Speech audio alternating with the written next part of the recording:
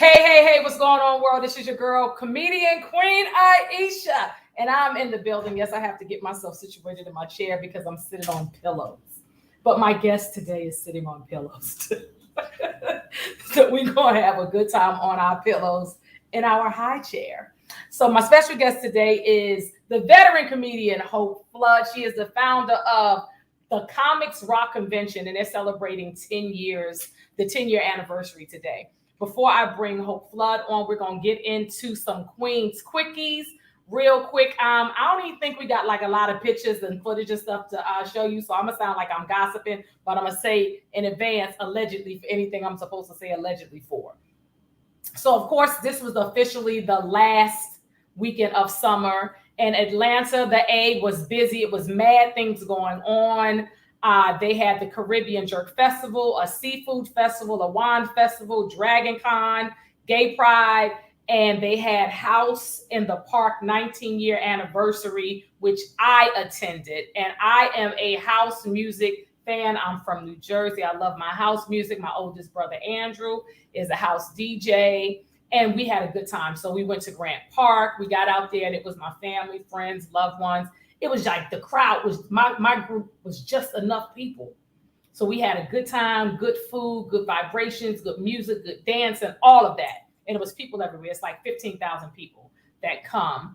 It was actually, I just got to share this. Like I pray and trust that the woman is okay, but I was sitting down chilling. I looked over to my right and I saw a group of our people, our cousins, because this is really like a big Black family reunion, was fanning this woman. I was like, well, she's having a medical emergency. But what really caught my eye was one person, because we so creative, Black people, was fanning her with a foil pan, an empty foil pan. It was like a half a pan. All I was thinking about was Thanksgiving and macaroni and cheese. Anyway, they were fanning her, and I asked one of my friends, I was like, can y'all go get the paramedics, because this woman is having a medical emergency, and nobody from their camp has gone to get her what she needs. So I'm trusting that that she's fine, but that was hilarious to me with the foil pan. And I'm sure that all of you have heard about the Prince George's County police officer who was caught live in action in a park somewhere in PG County. I used to live in PG County, so we call it PG. It's Prince George's County. It's the wealthiest county of African Americans in the country. Anyway, I digress. But yes, he was with his little boo thing, because she was so tiny. I actually thought it was a young girl, so I was very concerned when I saw the video. And then I realized, okay, this is a grown woman. Then I was reading, and allegedly that's his mistress. And his wife said, she said she's been knowing about it for a long time. She knows what's going on, and it's embarrassing. It is quite embarrassing. And it's also it's embarrassing for the family, but this is a person that we trust. They're in a patrol car. They started off on the outside of the car kissing, and then he put his hands on her shoulders and stuff, and then they went to the back seat. And what you think happened after that? Okay, I just wanted to see if y'all was paying attention. Okay, so that is all. I think that's all of the Queen's quickies that I have. I wanted to share because we have a comedian on the show. I want to share. This is my spiritual feed that I want to pour into you all every week or as often as I can. And this is from comedian Wanda Sykes. And she says, I'm a comedian, so I don't have to, I'm not waiting on someone to write a part for me. I don't have to wait for someone else to create a job for me. I have the ability to basically create my own ticket. Wanda Sykes. Okay. So get out there, y'all, create for yourself whatever you're doing. Do your work and create for yourself. So we have a new segment alert. New segment alert. And we have my homegirl. Yes, I'm looking for my notes. We have my homegirl. This is Dr. Paz. Dr. Paz is our financial advisor. She is a sister friend of mine that's been a friend of mine for many years. She is from New Orleans, Louisiana. She lives in Washington, D.C. with her two children, and she has a doctoral degree from Howard University. And since her 20s, she's always been fascinated and had an affinity for financial success and abundance. She used to co-host a weekly video podcast called Grown Ass Women Shit from 2020 to 2023 and served as the money coach. She is currently completing a certificate in money trauma. Oh, I think she would be someone good to have on the convention. We need to talk about that and get y'all connected. But she's going to be doing a monthly, every first Wednesday, she's going to be doing a segment called Money Moves with Dr. Paz. And we have her first money moves, her tips that she's sharing with us today. And here we go. Hey, Dr. Paz. Hey,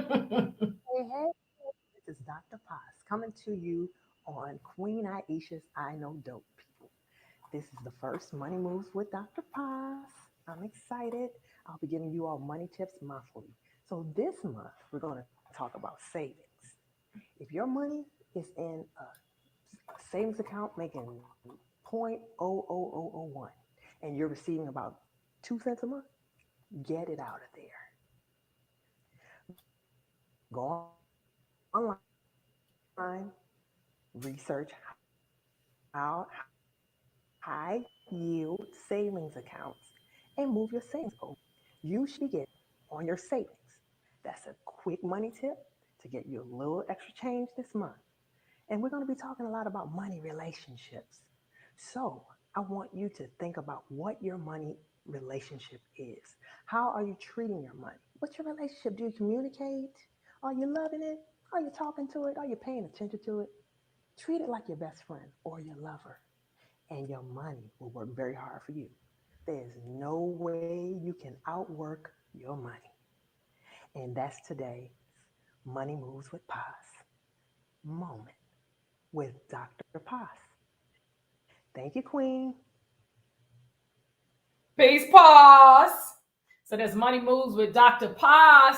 Now our special guest in the building from Los Angeles, California. So she is originally from Michigan, but she's been in Los Angeles, California since she was like 5 years old. So she's like a LA girl. Okay, I've always known her from LA to be from Los Angeles. I met Hope Flood, I want to say in the late 90s at Laugh-A-Palooza here in Atlanta, Georgia. And I was like, oh my God, I'm taller than somebody. Anyway, she's a veteran comedian. She's been doing comedy over 35 years, as well as doing stand-up comedy. She is a visionary behind the Comics Rock Convention that's celebrating the 10-year anniversary that takes place this year, September 10th through the 14th. She is also instrumental in starting protests and situations for comedians to be paid when we were doing Comic View. She's the founder of the Comedy Magazine. She is always creating opportunities for herself and other comedians. And the convention is what we're speaking about. I've had the opportunity to attend the convention, I think like 3 times, twice in Los Angeles and last year here in Atlanta, where they, this is a new feature that they added with honoring different comedians, especially like the veteran comedians. They honored Don D.C. Curry, Thea Vidal, and I believe Michael Collier. it was an extraordinary event, and events are always fun, great opportunity, no matter what level you are in your comedy career, to come out, network, take the workshops. Like Shane Forbes gives great workshops on social media. Before we was social media the way we doing now, Shane was already in it. Rodney Perry will be doing some things. Grady, it's going to be amazing. And I want Hope Flood to come in and tell us all about it. Hope Flood, welcome to I Know Dope People. Friend, how are you? I cleaned my screen with my spit. Did I get? Can you see me? What you say? I cleaned my screen with my spit. Can you see me? What's up, baby? Thank you so much for being on, and congratulations for all that you do, and just being an entrepreneur and create. It's not easy. It's not easy. It's not easy. If you can see my living room right now, I got gift bags everywhere for everybody, you know, and this is what we do. And I'm doing it big, and I brought it back home because this is the last year I'm doing it. And why? I'm tired of dealing with all. It's a lot. It's a lot of work. I'm tired of dealing with the mental illness of all the comedians. No, and that, let's talk about it. You know, but mental illness that is not addressed, and they don't recognize it as mental illness, but they smoke a lot of weed anyway. Yeah, and drink. And have sex. And drive me crazy. Okay. I love them all for it, but it's like I just want to on your toes. I just want to focus on me and get myself back out there. If I get a good sponsor, you know, and then I could, you know, hire me a staff, take it out of my head, and then they can run it, delegate it, come off the road, you know, at least 4 to 5 months in advance, just to put it all together. It's a lot of moving parts. Mm-hmm. You know, it's a lot of work. It's a lot of work, and it's a day and night thing. So it's a lot of work. So I just want to congratulate you, because like I've said, I've been able to attend 3. And last year I attended the comedy celebrity honoring carpet. The purple carpet. So you know I do purple carpet with my funniest love. Because we royal, babe. We're God. Right. I'm sick of red carpet. I'm sick of red. Right. I'm like, I'm over that. Everybody does that. Right. But it was so awesome. It was like people were dressed, but as comics, we were familiar with each other, even if we didn't know one another personally. And just the knowledge and them being honored, Thea, Don DC Curry, Michael Collier. Let me correct you. It wasn't Don. He was giving an award. Right. He gave it was George Wallace. George Wallace. George Wallace. Sykes, the owner of the Uptown. Yes, and it was so much fun. It was just the information that Mama Thea is what I call it. Thea poured into everyone. It was amazing. And Angie Stone performed. Yes. So, and even you look so cute. You look so cute, but I can still tell it's like so many things you have to think about. That is this person doing this? Is this person doing that? Do that? So I know what it is. You know, because at the end of the day, I tell everybody that helps me, work with me, it's my name on this. And at the end of the day, when it's all said and done, I have to get out here and work with y'all. And so when I ask people to be a part of it or to come, I don't know what makes a comedian register. So it could be, oh, I put up so-and-so's name. Oh, I want to meet them. So I tell them, if you can't come or not coming, let me know, because it makes me look like a fraud, you know, if you don't show up. And other festivals have done that, and it makes a lot of comedians not want to go because they're going expecting this and paying their money or spending their time in hotels and then not get what they came for. Right. And then they're not working also, because when you go to any convention or conference, you're not working. Right. You know, and this is a 5-day thing. So people have to take off work because it's during the week, you know. And the reason people are like, if you do it on the weekend, I said, but some of the comedians I can't get because they're working on the weekend. That's right. You know, whatever. And so, you know, I'm a comedian, so I know what we need. Right. No, so tell us about how did you come up with the idea to do the Comics Rock convention? I was at another fellow comedian's house, and I said, I think I want to do a convention. And I just wrote it on a piece of paper. I just wrote it on a piece of paper. And I said, because originally I did it for just the female comedians. That's right. That's true. For 2 years. And then all the cattiness of women. That's why I ain't never been in a sorority and stuff. It's just too much. This is a sorority. Yeah. It was just too much with just the females. And so, and then the male comedians started calling me and threatening me. They were like, Hope, I'm gonna put on a dress and a wig. I was like, don't use that as an excuse or whatever. That's what they say about Funny and Stilettos. Queen, why you don't put no? Because y'all have all of these shows, and All these. you can't get one female on the show. Like it's got to be 5 dudes, 1 female. Come on now.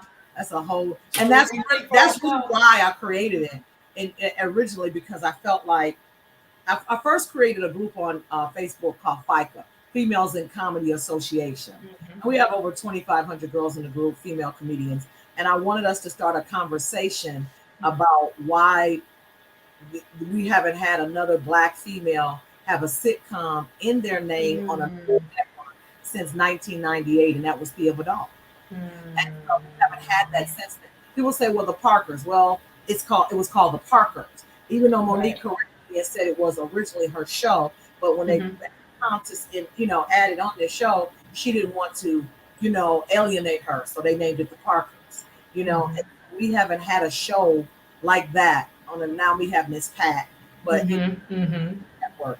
But so I wanted us to have a conversation about it. Yes. And that's what started the group. And so I went to my friend's house comedian. I said, I think I'm going to do a convention.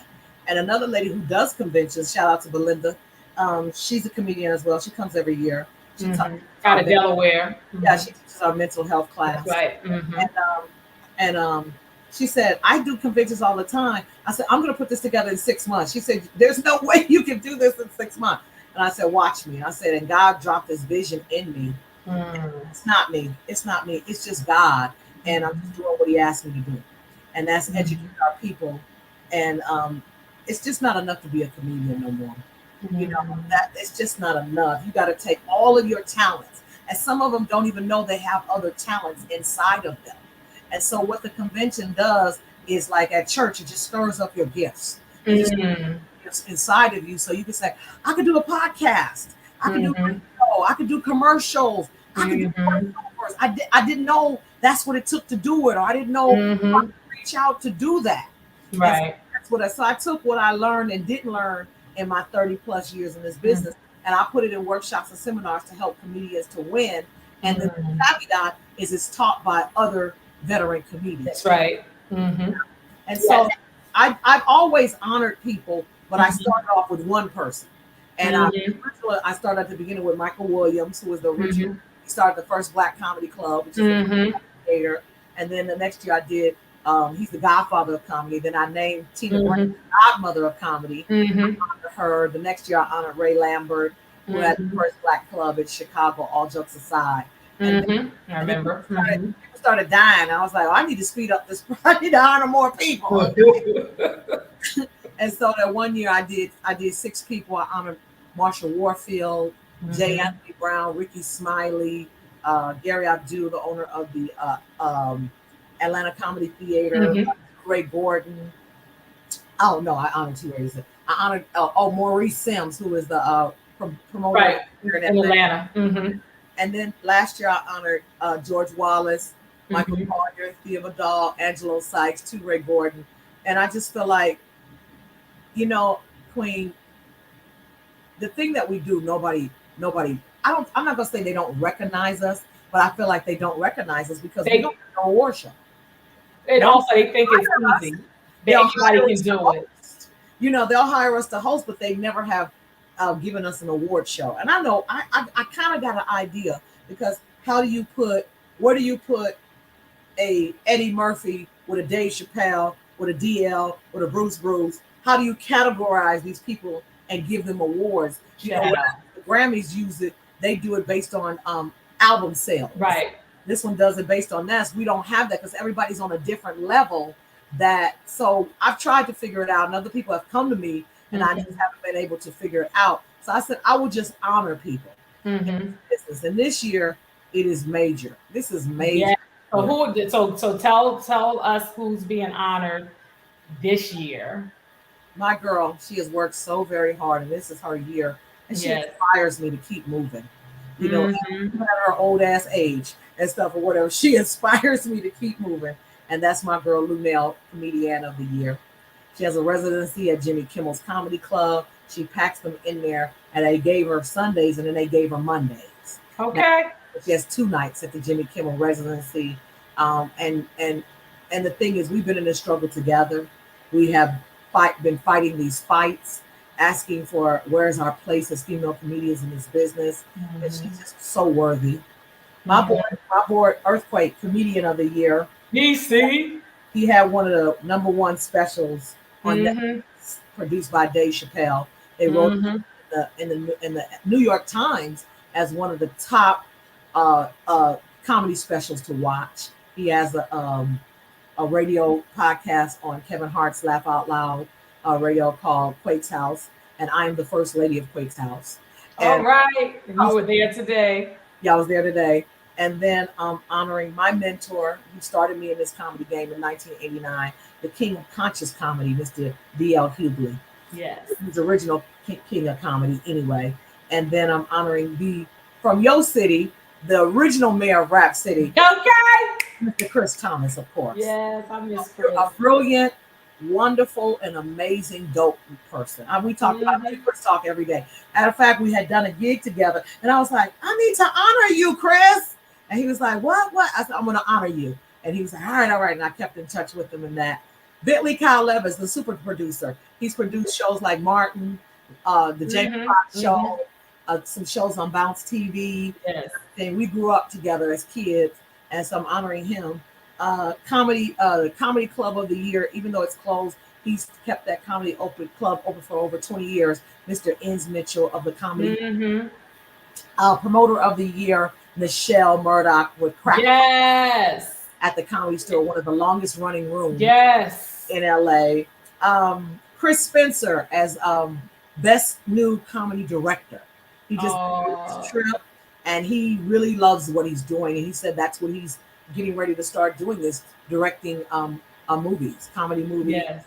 Best Comedic Writer, Buddy Lewis. Lewis from DC. Yes. He's from Gary, Indiana.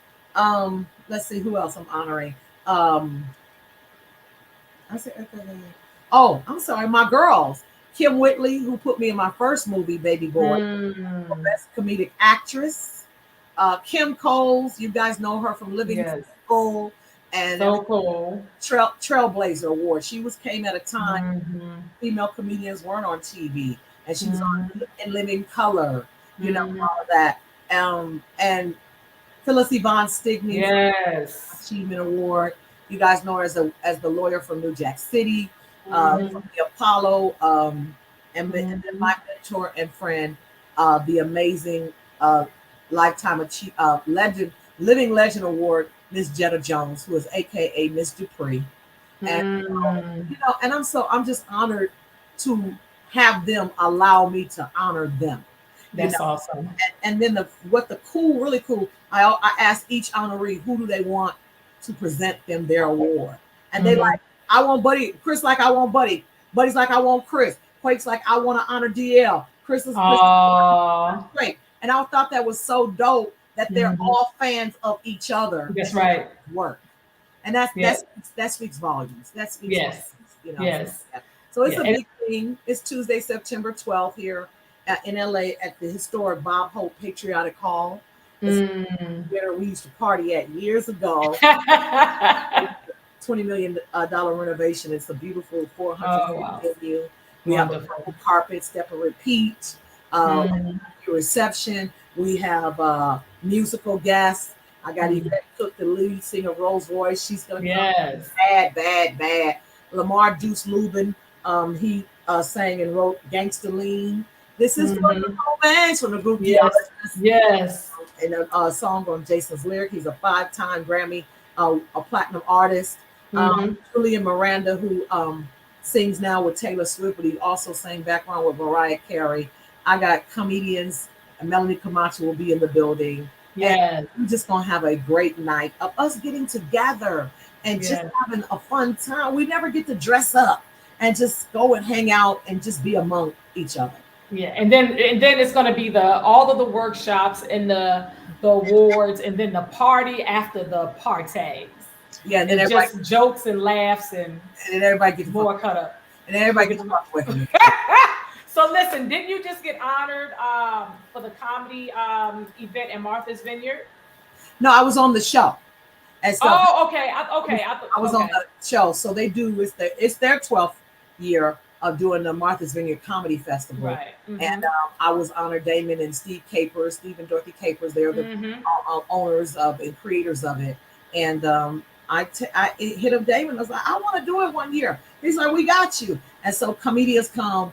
They have 3 different comedians come different weeks. So they do it for 3 weeks. Okay. Ray and George Wilborn. We did it the second week. We stayed all in the Airbnb together. They cooked. They cooked because I don't cook. I said, I'll clean, but I ain't doing no cooking.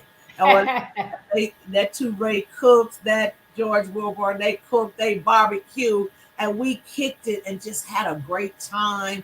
Reconnected with George. I hadn't seen him in years. We cheered each other on. Yes. We the venue together. You know, I helped 2 Ray sell his t-shirts. We were just a family. Right. That's right. Yes. Family. Yeah. You know? And this is our first really since the pandemic, really being outside. Okay. Like really being connected and really being able to really love on each other. Yeah. You know, in general, but especially comics. Like when we get together as comedians, we have so much fun. You know, I was out Monday night at the Improv. Well, we were at the rooftop, and then we went to the Improv afterward. And Corey Holcomb was there, and we just sat outside and bagged on each other till like 1 or 2 o'clock in the morning. Yeah. Nobody got offended. We used to do that back in the day when I had my comedy club. It was the show after the show. Right. We would be there at 3. It would be Jamie Foxx, Pierre, Joe Torre, all of us, and then we go to eat afterward. We go to eat. And we'd be out till like 5 o'clock in the morning, just hanging out and enjoying each other's company. And I would love us to have that again. You know. Yes. So tell us about some of the workshops. Shang is doing his workshop. Rodney Perry is doing one also. Kenny Williams. Rodney does an amazing interactive improv class. He teaches in Atlanta. You know, it's a 5-week course in Atlanta, but this is just a 2-hour course he does. So people love that. You actually do what he says do. You do exercises and stuff. Shane teaches a social media class. I have Xavier Parkadu. He's been over 2,000 voiceovers. Wow. Comes and teach an amazing voiceover class. Voiceover class. I have, of course, Tina Graham does her celebrity panel mixer where people can ask questions about the business. And tap into all the amazing people that are going to be there. Gigi McGee, he is the vice president of Killer Mike's record company. Brandon Meir, Tina's here right now, and he's doing a documentary on her life called Who is Tina Graham? Park, who can talk about all his holding deals he didn't had over the years. Michael Collier, my girl, Dr. Charm. It's just a natural wife who is, she used to be JB Smooth's manager. She's a lawyer, and they come and they just pour into the comedians and answer. I teach a class on the business of comedy. I'm the first one. I teach a class. I talk about the business. I teach them how to get their own room, their branding, and then we role play. Then I pray over everybody that we have a successful convention. We have of course, I always have to have a mental health piece in there. Talk about mental illness and mental health and how to recognize it, you know, and how to deal with it and give you some insight to it. So Belinda teaches that, and another girl, Jarrell Amont, they're coming to do that. My girlfriend, how to audition for movies and stuff. I mean, like hands-on. Sometimes we just don't know how to go to an audition, you know, and okay, do I take the size and wear with me? What are they called? They slides the size. What do they call? Do I read it? Do I say my name? Do I talk? Do I do it? And we don't. Sometimes we don't get the part because of those things. Ethics, you know, that you need, and that's what she does. Dr. Carl is also a therapist, and she's a filmmaker.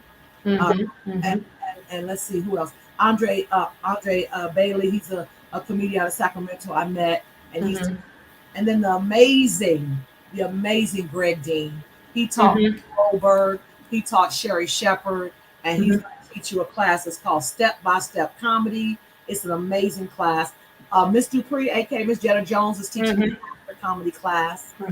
And I asked about her on the Tom Joyner cruise. I asked Myra J about her. She's been sick for the last 10 years. Oh wow, okay. She's getting better. She uses all my products now. You know I'm a healer, and so my hot hopes. And so I've been healing her Okay. with cannabis and CBD. Yes. Really, I have. No, I know you have the product. I'm teasing you like, mm-hmm. Yeah. You know, when I first started talking, we reconnected about 5 or 6 years ago, and she couldn't. She has lupus, and they had to cut off a piece of her lung, and she's been bedridden on oxygen. And when we first started talking, she couldn't even talk more than 5 minutes. And so now I can't get her ass off the phone.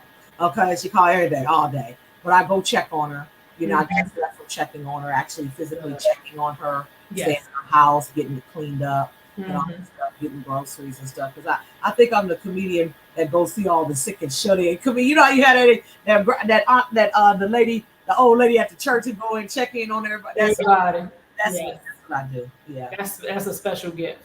It is. That's a special gift. That's a special gift. But how's your family? Because you only have one child, your son. My son, yeah. And you have how many grandchildren? I saw your granddaughter in your bar. Y'all were doing a Barbie movie and all. So amazing. My son is 30.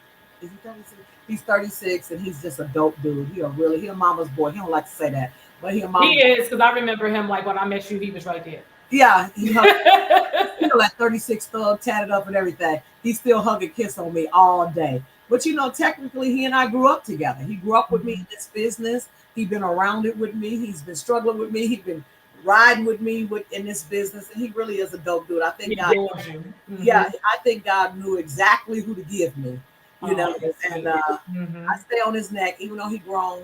I'm suing the city of Minneapolis because I coined the phrase "keep your foot on their neck." I coined that phrase because I stay with my knee on my son. I'm not doing this. I stay with my knee on his neck just because I want him to be a good dude. And you know, I out here chasing my dream. He was going to the prom when he was 17. I sat on the couch and I was crying, and he's like, "Mama, you just so happy." I said, "No, I thought you was in the 9th grade. I done lost 3 years of your life out here."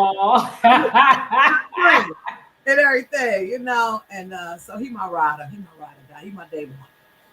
Sweet. And then my granddaughter Parker, she just turned 9 on August 20th. She's an artist. She draws, and she has an artist name. It's called Pen and Needle. That's her. So I like that. Pen and Needle. She said she changed it. But I said you can have many names, you know.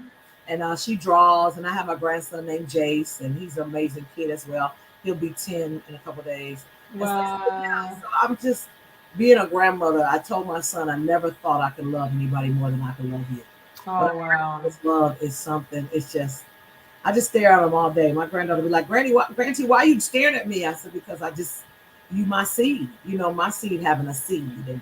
And that means my life goes on and my legacy goes on while I'm gone, you know. And so, yeah, I love doing that. That's beautiful. So what do they think of their grandmother as a comedian? I don't think they realize it, you know, at this point. And I try to keep that separate. Like, I'm just now putting pictures up of my granddaughter and my grandkid because I feel like sometimes you just have to have something for yourself. Everything don't need to be in the public, you know. Oh, absolutely, yeah. So I try to keep them, my son and them separate from my I get it. Celebrity life. Yeah, absolutely. But I get it. Yeah. I see you got this fine man called Ray Grady. Yes, Lord. Praise God. Yes, Lord. Yeah. So he's hosting the Comics Rock Convention Showcase.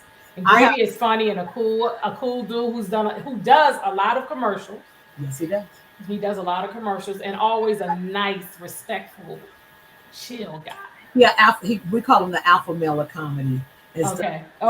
Right, because the show. You just respect him and stuff. So I'll be hugging him. I'll be like, I'll be good. I can't be your woman. I'll listen to you. I'll do what you tell me to do. And he'll laugh. He called me OG. He's like, OG, you crazy. I said, I'll be good. I promise I'll be good. I'll do everything you tell me to do. I won't talk back. Fine, girl. He fine. He look like he bathe. He wash his ass every day. Yeah, like he take a bath, you know. Like he sits in the water, soft hands and feet. Yeah. Clean face. Yes. So our showcases actually start on Sunday. Cookie Wigginton, who loves me and loves what I'm doing, and these 6 spots at Chocolate Sunday. People would take 2 or 3 years to get on there, and he moved them around and gave me 6 spots there. That's dope. So we picked the people I felt that were worthy to do those spots, and then Monday we'll be at the rooftop. Tuesday we won't have a showcase that night because of the award show. and then Wednesday we'll be at the Ice House, the all new Ice House. Jerry Bus, Jenny Bus bought the Ice House and remodeled it. Oh wow, okay. I like the Ice House. Yeah, is it still the 2 rooms or the 3 rooms? It's two rooms. Modeled it. It's beautiful and big. Both rooms. Oh wow. Now it's big. Because she just married Jay Moore, a comedian. They grew up. Okay. Went to high school together. And they just got married, and so we're doing hosted by Rodney Perry and headlined by my boy out of Detroit, Mr. Mike Bonner will be here. Let me tell you something. And Mike Bonner looking good. Let me tell you something. Yes, child. And I don't know if he married, no disrespect, but let me tell you something. That gray hair, is looking good on Mike. I'm gonna have to text him and let him know about it. Let him know he loves that. But you know, when the pandemic happened, they all started growing out that gray. You know, I shot my shot to Marlon Randolph out of New York. Sure. Marlon, yes, honey. Ooh, that gray look good on you. And talent, talent always been a piece of eye candy. Yes, Lord. I've been trying to give talent some for about 30 years. Okay. Talent just make you want to speak in tongue. God. And so one year he came to the convention when we did in Atlanta the first year. He came and he hosted one of the showcases. And I had my new titties there and stuff, so I didn't have no bra on. And I'm all grinding on him and everything. I got my titties all over his face. He texted me the next day. He said, I cannot get that out of my head. I said, I don't want you to, okay? You know what? I love him. He always been fine. Another nice one. Talent is like the classic host. Like, it's a lot of great hosts. Talent can host a show. And let me tell you something. If you didn't know, did you see him host Biz Markie's funeral? The memorial? Girl, go watch it on YouTube. I will. I said so good. I'm going to do my next thing. I'm going to do a show with the dopest MCs. The dopest MCs. And I have about Touré, Talent, Rodney Perry. Rodney Perry is a great host. Chris Thomas. Who? Chris Thomas. Who else? George Wilborn is a great host. Oh yes, George Wilborn. I worked with him at Comedy Factory. Chris Spencer is a great host. Spencer is a great host. Damon Williams is a great host. Yes. I'm a great host, and I'm going to do something and have all these comedians and stuff. That might be another project. That's dope. Yeah, something I'm working on. I already ran it. Then the host the host. That right? That's it. I just gave you a name. The host the host. The host. I got it. And Touré's a great host. Yes. So yeah. Yep. And some comedians out of the A are some great hosts out there. Oh yeah. What's the name? I should know his name, and this is my boy, my Sagittarian brother. With the beard. With the beard. That's a shame I ain't calling his name. You know him. Mario Torre. His fine ass. Jesus. Girl, what? Boom. And his wife is just as pretty. They just gorgeous together. They look gorgeous too. Let me tell you, we were in was it Cozumel? Honey, we were hula hooping. His wife got that hula hoop and I said, now she for real from the A. She from the D. She from Bankhead because she hula hoop. You hear me? And them deep pretty dimples, girl. And Mario's another one, just sweet, nice. You know who? Tony Roberts. And then Rob Stapleton is a good host. It's so many like. And people say, what makes somebody a great host? Ooh. I guess that's the question and stuff. And my take on it, you tell me yours. Mine is a great host who is engaging. So guess what? I'm coming to your house. You're my host, and I'm coming to your house, and you make me feel welcome in your house. And you set the room up so I don't fail. And you bring me something to drink. You need something to eat. You ready. And you set the room up. You know how to, to do just enough to get the room. Now it's ready. And then I can shine, and then if it goes down, you know how to bring it back up. That's what I was going. Yep. So you're engaging. Yep. The crowd loves you. Yeah. And you let the crowd know you don't mess with nobody else. You can mess with me, but don't mess with the lineup. Let me tell you something. Did you do Comic View when Bruce hosted? No, I think I was boycotting them at that time. Okay. Yeah. So when Bruce did it, what I loved about, even if he did not know you, like Ricky Smiley, all of them were great when I did it. Bruce introduced everybody like he knew you. So he set you up to win. He didn't know that. He would just make up whether he was making it up, and it was natural. Yeah. And he set everybody up to win. And that's the most important thing, Yep. you know. And the only thing I don't like about some of the male comedians, and I've told them that, and they were like, we didn't mean it that way. And I said, I get it, but when they say, y'all ready for a female? Right, because then you set it up like, should we be ready? Right, or what's so different about that, or what? I'm just introduced. That's like you pretty for a black girl, you pretty for a big girl. Just just the next comedian is the next comedian, and let them figure it out. Yeah, you know. And they said we get it, Hope, but we were just saying a couple of them explained it to me where they were just saying y'all just ready to. I forgot what they said, but I like said offer a different perspective. Yeah, but still, what if my perspective is like yours? Right. I tell jokes like a man. No, I got you, but it's not needed. I get what you're saying. I don't think that any of them, for the most part, meant anything by it. But you do got some dudes that be hating on female comedians. They do. I had one guy. I was in DC at Doc's. Remember Doc's in the basement? Yes. What's the name of that club? Yes. And Eddie Bryant used to book it. And Eddie went there that week, and the guy introduced me. He said she should have been a queen of comedy. She should have been a this, and she should. When I finished what he should have been, and so I said, you don't do that, sir. You don't do that, you know, because then it makes people look at me like, well, why is she here? What happened? And why should I watch her? Why should she hold my attention? Everybody got all these damn questions. It's like I'm just here to be funny. I had a baby. I was raising my son, you know, and so I stepped out this business to raise my kid, you know, because I knew the business wasn't going nowhere, you know. So yeah, absolutely. Awesome. Well, I'm so proud of you. Congratulations with all that we go through, and life's still happening, and we are still on our passion and purpose. You know, I'm just so grateful. This is my second year. This was the month I had COVID 2 years ago. And I almost died. I was in the hospital 2.5 months. Oh, wow. I didn't know that. I didn't tell a lot of people because I couldn't. They told me to don't even talk. That's how bad it was. I couldn't even talk for 2 weeks because I had compromised my lungs so much. Oh, wow. I'm so sorry. You know, thank you. But when you have a near-death experience like that, I never thought I was going to die, but I was so sick. I didn't know what, you know. And you're in a room, a hospital room by yourself, and nobody's coming in there, and the room is, the walls are caving in on you. You know, life changes. And, you know, and God me and God talked a lot. Things he told me to tell your people is that whatever makes you happy, do it. And whatever makes you sad, get rid of it. Yes. So you're not married anymore. Your husband, he's legal now, so you could divorce him now, huh? That's always my running joke with her. But you know, yes, and it's so, I know. It is so funny because it's just the thing about evolution, you know, just evolving and growing, you know, and the same thing was like, and it's so funny. I'll never forget. I was coming from a club in Baltimore, and it was like Spirit just said, in order for you to be happy, you have to leave this marriage.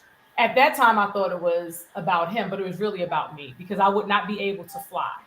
I would not have light wings and be able to take off. I think what it is, and it's with me. You know, and I said this in a Vlad interview. I'm the butterfly. I'm a butterfly. And what does everybody want to do with the butterfly? They want to capture the butterfly and put it in the jar for only them to see. And I'm a Cancer. You can't clip my wings like that. And it has to take a really secure man to allow us to do what we do and what we love to do and secure enough. But I also realize you can't leave men unattended long. Yeah. Well, this is what it's so funny because I married when I was 22. Yeah. And I was married when I was over 20 years. But I can look back at it now, and I would say to people, you do what you want. But at 22, especially in the time that we're in now, I don't think that we need to be married that young. You know what I'm saying? I think we need to be living and enjoying life. You know, a friend of mine, Tiffany, may she rest in peace. We spoke like, and this is when I mourned my marriage. She said to me, she said, Aishah, she was like, I think you stayed too long. She said, but I'm your friend. She said, I'm here to support you. And she was friends with both of us, right? And she told him, you know, he's a taxi driver. And she said he was taking her to the airport. And he said, she told me this day, I don't know what year she told him. But she said, she told him, you don't support Aishah. the way she needs to be supported. None of And them. that's the day I was on my way to yoga class, hot yoga, girl. When I tell you, I caught every red light. I think it was really, now I can say in retrospect, I really think God wanted me to sit with that. I sat with it all day when I was working throughout the day, but to really sit, I could not make my class. And when I missed the class, I just went to the car and I just cried. And to myself, I said, well, how did I show up? See, people are who they are. You understand what I'm saying? Now, what I will say was, at the time, that's where I needed to be. Mm-hmm. You understand? Because when I look at relationships now and different things, what I came into and was able to receive in that marriage, my standards, because of how my father showed up for my mother when they were together, Mm-hmm. and it continued in my marriage. So now it's kind of like, I be looking at guys like, huh? You know what I'm saying? Like, you have to come here. I'm not gonna go lower. You understand what I'm saying? Yeah. Yes. You know, I'm right now. I'm just on my whole. If he was a taxi driver, he had his green card and good credit. Right. I'm just right now. I'm just on my rotation. I just rotate them around. You know, whatever. I lost a lot of weight, and Did you say your rotation? I'm on my whole. Did you try to make that spiritual? Okay, I'm a holy rotation and stuff or whatever. So hallelujah and stuff or whatever. I just move her around because I have allowed men, insecure men. Let me just put it that way. I've allowed insecure men to really stop me from getting what I deserve in my career, even when I was married and stuff. Because sometimes we want protection. We want unconditional love, or we want somebody to support us. We want somebody that when we come back from the show and we kill, we want somebody to celebrate that with. And like, where you been? I would be going places. Sometimes my husband wouldn't even like say or check in. I was always good because I knew I was good, and I knew I was going to be around other people. But you want to be like, but I think that they take it for granted. She's gonna come home. He's gonna come home. No, we need to love one another, honor one another, and cherish people. And it's so funny because this came to me the other day, and I'm gonna read. I said I was gonna post it online, and I said, we move forward, stand still, or fall back by who we are connected to. I agree. I feel like 50 Cent in the 50th book of laws, whatever it is. Right. He said you're only as good as the 5 people you hang around. That's right. So if you hanging around people that ain't doing nothing, then how can you get inspiration from that? Right. Exactly. You can't get inspiration there. Everybody's sitting around doing nothing. Ain't nobody got no money. Ain't nobody trying to do nothing. So the people I'm around, the Lunels and the Quakes, and they're getting it. I'm not jealous of any of them. I'm happy for them because it inspires me to keep moving. And along the way. I can get it. That I can get this too. You know, and that's what inspires me. And that's another reason why I'm shutting the convention down, because one, I want to focus on me and my career, and I want to move it forward because I think I'm a great comedian. I think I'm funny as hell. I want to see that, and I want to get back to that. And I poured into a lot of comedians, and they have gone on, and I'm like a proud mama, you know, gone on and are being great, and I know I have something to do with that. So I just want to focus on me now. And and you deserve it. You know, and that's it. And they got nothing against nobody else, but sponsors. And then now they have all these free festivals, and all the comedians are flocking to those things, which is fine. I want them to go to them. Nothing's really like mine, but I'm okay with that too. If somebody wants to pick it up from here and take it, I'll give it to them. I don't have no problem with it. Well, congratulations. So Hope, tell everyone, if anyone is interested, are spaces still available? Are you still accepting registration for people to attend? Are they still able to get on showcases? How is that working? Showcases are still going on, even though I was shutting it down. Yes, I also shut it down yesterday, but I forgot how to do it on the website. So why that's real? Hold on. That's why you got to keep your granddaughter in your pocket and because they know about this social media. People probably think I'm slow, but some of this stuff, I'm a comedian. I move differently. So to sit down and do all of this, and I got everything else running in my, and I don't need smoke weed. So I'll be straight. Right. Like when you said the live stream, I said, we just can't do it on the phone. I can't just call you on the phone and we just talk. But I know that this is the wave of the future. And I know this is it. We have to get on board with it. Or even when I post pictures, people be like, Hope, just send the pictures to me so I can post them. I can't post them. I'll be all cut off and the information ain't on there right. They always know when I do it. And so I had one girl say, I am sick of you posting pictures, and I can't see everything. I'm like, I don't know what to tell you. My sister be like, she said, did you proofread this shit? Oh. If I ain't got my glasses on, my contacts, and I be rushing, I'm like, in my head, I said it. In my head, it was together. But when I typed it out, it ain't come. Or don't you speak the text, it's raggedy. Oh, it is, yeah. And so I have to mind, and it's just, that's a whole nother. I'm like, should I go back to school to learn this shit? I don't know what to do and stuff. And it's a whole project. That's why I keep using the same phone over and over. As soon as it breaks, I go get the same phone. I didn't use the same phone so long. They don't even make the phone. They must stop selling that. They stopped making, they said, we don't even make the LG no more. They stopped making phones. I was like, but that's the only one I know. I don't want to learn nothing new. I don't want to learn and stuff. So I had to learn, and it keeps you going. And I try to keep moving because dementia and Alzheimer's worms on both sides of my family. So I just got to keep your mind going. Yes, stay active. When you retire and you shut down, your brain is not moving as much. It's not doing as much, and that's when that sets in. So I try to keep moving and doing things or whatever. So I'm manifesting, hopefully getting married or something this year. I got to find somebody, but I'm just saying, I'm putting it out there in the universe. Okay, so we're gonna take away what you said earlier about the tour you on. About the what? The tour you said you on. You said you holy. Oh, you holy hoeing. You can't be holy ho. Don't no husband want to know that.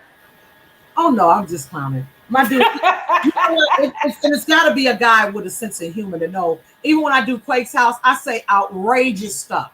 Just it's for radio. It's for shock value. Right. It's for radio. And they talked about me today, like Hope only like thugs, only like that I used to, and this and that or whatever. But at the end of the day, how I am with y'all is not how I am with my man. Absolutely. A relationship. I'm a whole nother person day and night or whatever. But yeah, we three-dimensional people. We got more than one side. But I'm gonna say this, and I know this is a whole nother topic, and we ain't got time for it. I believe that there is a man for each and every one of us. Oh yeah. Mine may not have been born yet, or he dead, or he got killed in a car wreck, or he's retarded, or he's slow, or he's gay. Because I just I mean, we're gonna have to share these men. It ain't enough to go around. I'm just saying. I'm not doing this.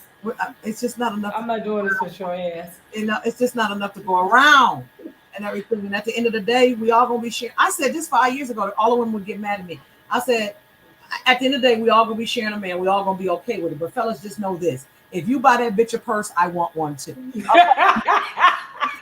What purse you want? I don't care. But if she get one, I want one. It better be equal to or better than. And in the Bible days, that's what they did. I mean, David had 300 wives. Solomon had 700 wives.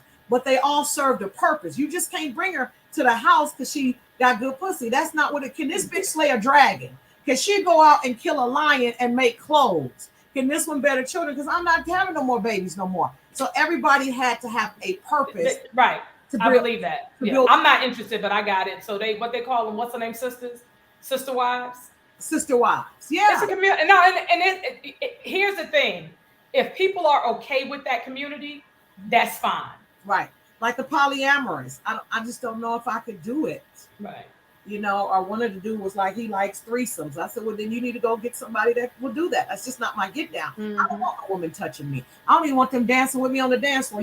Have you seen this now with these women? You go on the dance floor and you dancing by yourself, because in LA, men don't dance with you here. And stuff like that. Look at you. And these bad built bulldagging bitches named Brenda come and be all on the dance floor trying to dance with you. And I'll be like, bitch, I'm out here on my whole thing. I'm trying to get fucked, and not by you. Okay, excuse me. I know this is a Christian. Your whole rotation. Yeah. Did you say it's a Christian show? Yeah. No, I don't want you dancing with me. And the look on my face, they back all the way up. They back up because women have gotten, because of, I guess, the climate or whatever. Women are so free now to touch on each other and be all up in each other's face, and I don't like it. Don't touch me. See, here's my thing. I'm the type of person. I'm a person I like to hug. Now I have my friends and stuff. Like me and my sister were at the house at the park, and we were dancing. We sisters, so we ain't on each other's dance like that. Right. But I have friends, like I grew up around a lot of Caribbean people. Yeah. So them to dance up on you a certain way, them to smack you on your hip or your behind, that's nothing. It's just we're in a different time. And that's fine if that works for you. But I just feel like to come into someone's personal space, you need to have permission. You In need this to day have and time, you can't be touching on people. don't But I think that because of the climate that we're in, I think a lot of people think, male and female, that it's okay and all females move like that. And I believe that also you have females that think that they can approach men some type of, no, you can't. Like, you can't be touching me, feeling on me, right. back up. Do that. And people, my girlfriend said we go out all the time, and I think I'm cute. Me and my girlfriends go out. A guy will come up and he'll talk to everybody but me. And I'm like, what is that? Chocolate Chai told me. She said, because you don't have a welcoming look on your face. Or what? You got the resting bitch face. That's what she told me. She said, but it ain't really resting bitch face. Most of the time I'm sleepy and I'm high. Okay, so that's really what it is. So then you need to get some rest, and your ass need not to be high when you go out. You just need to walk in the club like this, hold your face like this, just going, I'm happy. I'm happy. Somebody like my Jamaican girlfriend, she attracts all kind of men and this and that. I said, what are you doing? She said, Hope, I have a smile on my face. I'm looking approachable. So I said, okay, show me how to do it. This is sad at 57 years old. I'm having to have people show me how to be pleasant enough to get a man to approach me. And then they'll look at me and I'm like, and then they won't say nothing. Or if they see me talking to another guy that I know, they'll say, oh, she's cool. I'll talk to her at that point. Mm-hmm. But most of the time, the look on my face be like, I ain't gonna be playing with her. She ain't to be played with. And that's the one that will approach me, he got to have his shit together. That's why he's approaching me. So I'm okay with the look. But you know what Larry Lancaster said? One time, a few months ago, me and Larry Lancaster was having a conversation. And he said, Queen, I must have been telling him about some guy, because sometimes you got to talk to other dudes to get understanding. You'd be like, what in the why? What in the why? What is and this? He said, Queen, he said, honestly, he said, if I was out, he said, when I was out in the streets like that, he said, if I approached you and I had to talk to you, he said, I would already know you ain't about it. So I would keep it moving. But then you got some people that really think they're going to change you or try you. You have like, I just want to. I had a guy, and this is LA dating.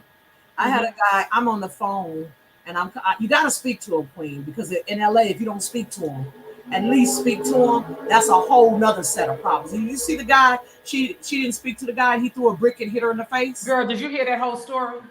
I didn't hear it. Girl, go, you got to go watch it. But the mere fact that we are the most unprotected species on the planet, 90,000 Black women are missing. But she actually started it.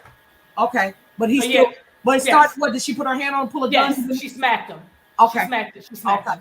I got you. So they don't tell you the real truth. They just be like, and that's what they said that because here's the thing, and they really need to really put laws in place for this whole internet stuff to get what they hits and all of this stuff. So a guy came on and said he was actually there. And he's a Black man. He was like, no, this is stuff that she does. And he was a white man that she smacked, an older white man. You know what I'm saying? When I say older, he was definitely in his 50s, 60s, something like that. And she probably thought, him being white, that he wasn't going to do anything. Or she probably thought this was the Montgomery, Alabama brawl part 2. And you know what I'm saying? So she actually allegedly hit him first, and they actually showed a picture of him, but because the person I watched, YouTube wouldn't allow it to be played, so he did a still of it. So I guess the man went back and got her whatever. So yeah, it's all around is unfortunate because I think that we have to respect humankind. You know what I'm saying? And it's not about a like. It's not about somebody saying, oh, this and that. If that's the case, come on stage. Come on stage and be a comedian. Come off the internet and come on stage. We welcome you to come on stage. Yeah, they're not gonna do that and stuff. Right, exactly, because you can hide, but we don't know where your ass is. That's why your IP address be your physical address. That's why I didn't do a lot of those Zoom when we were down with the pandemic and all those Zoom comedy shows because people were making comments and saying stuff. And it's not like being on stage and having a microphone where you can shut their ass down or whatever. And we as comedians, we so sensitive. I just thought, nah. I don't want to do it and everything. I did a few like Talent, of course. That's my baby. I did it for him and a few other people. And I didn't even tell my jokes. I was just being funny, just saying shit. But I loved it. I had to get into it the same because I was like, nah, this ain't gonna work. The first one I did, I had some what they call them the heckler or whatever, however they got in the room or whatever. But I was able to get him out. But it was really cool because I was like, oh, all I got to do is look cute from here on up. Right. I ain't gotta have nothing else on. Right. Oh, I like this. They Cash at me, Zell me my money. they bring you my coins, you know. Right. Let me go clean my face off now. I can go to bed. Yeah. We was eating our ass off during the bed.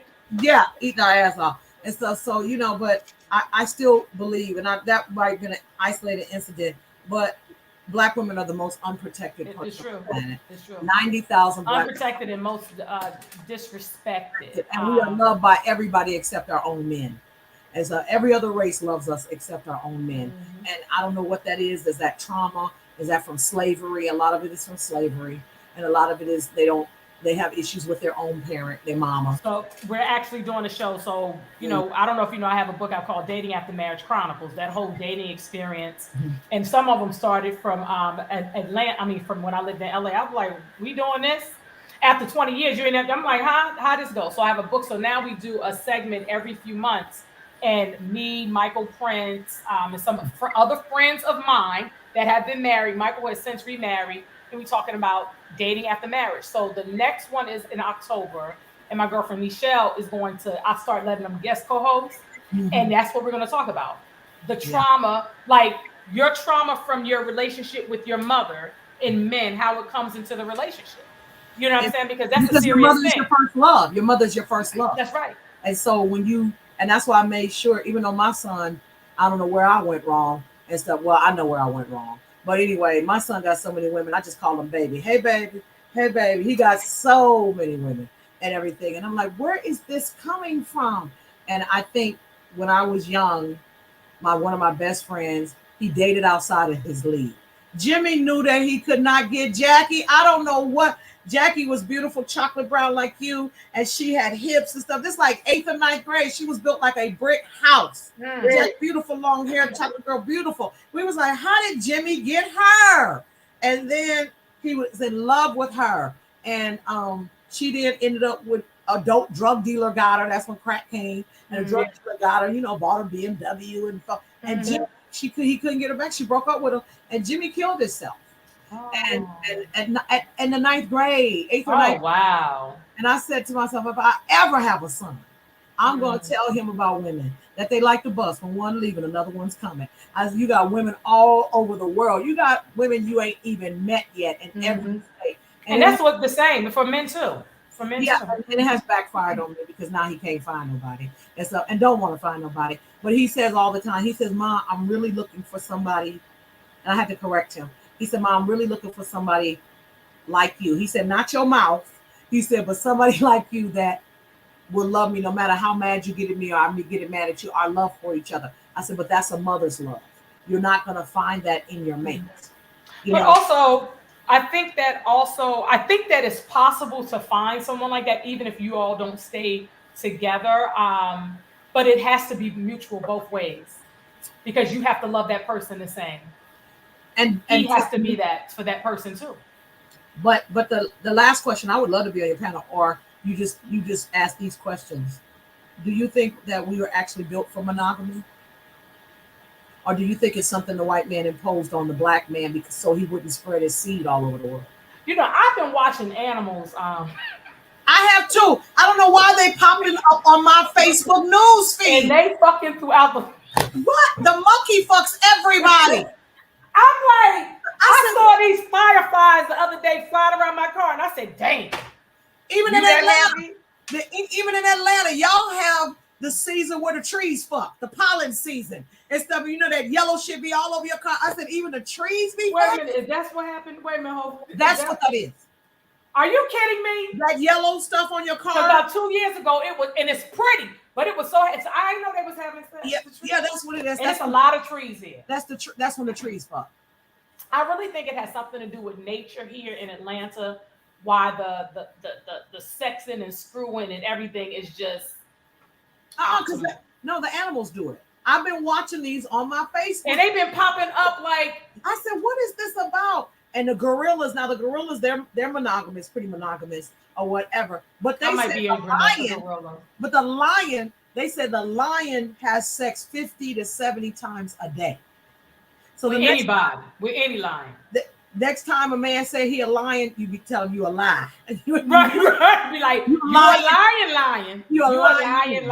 Or whatever. They have 50 to 70 times a day. But the monkey just, and they be grabbing and it be their own kind. It be anybody. They be choking, and I be like, young, they be screaming and hollering, and they don't go long. It be like 6 or 7 pumps, and then they go to the next one. Yeah, and she walk and she strut off like, yeah, you ain't ready for this. I gave you the ass. Yeah, and they be running from them and stuff. But the horses, they mate everybody. So I've been watching it and saying to myself, if the animals do that, then what are we? Because we really are mammals in our own way. Mm-hmm. So we're close to the monkey, whatever, and everything. So I'm saying, is monogamous really for us? Because we can't seem to get it right. And I think that this is what I also believe more than ever now in this social media time, that we think people are invincible.